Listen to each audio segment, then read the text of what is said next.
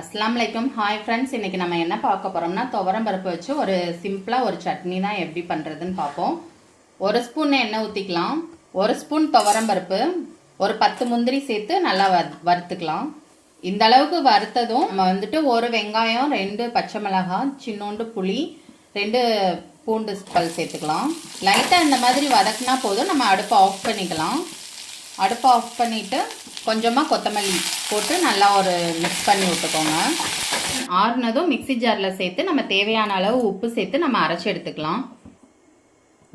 இந்த அளவுக்கு நல்லா தண்ணியாக நம்ம அரைச்சி எடுத்துக்கணும். இப்போ இதுக்கு தாளிப்பு நம்ம சேர்த்துக்கலாம். ஒரு ஸ்பூன் எண்ணெய் ஊற்றிக்கோங்க. அதில் கொஞ்சமாக கடுகு சேர்த்துக்கலாம். கருவேப்பிலை, பட்டை வத்தல் எண்ணெய் சேர்த்துக்கலாம். இதில் நம்ம தாளிப்பை சேர்த்துக்கலாம். பாருங்கள் எவ்வளோ சூப்பராக ரெடி ஆயிடுச்சுன்னு. துவரம் பருப்பு சட்னி அவ்வளோ டேஸ்ட்டாக அவ்வளோ அருமையாக இருக்கும். அப்படியே அந்த துவரம் பருப்பு நம்ம வறுத்த அந்த ஸ்மெல்லு அவ்வளோ சூப்பராக இருக்கும். நம்ம இட்லி தோசைக்கெல்லாம் நம்ம ஊற்றி சாப்பிட்றதுக்கு அவ்வளோ அருமையாக இருக்கும். நீங்களும் ட்ரை பண்ணி பாருங்கள். Thank you friends.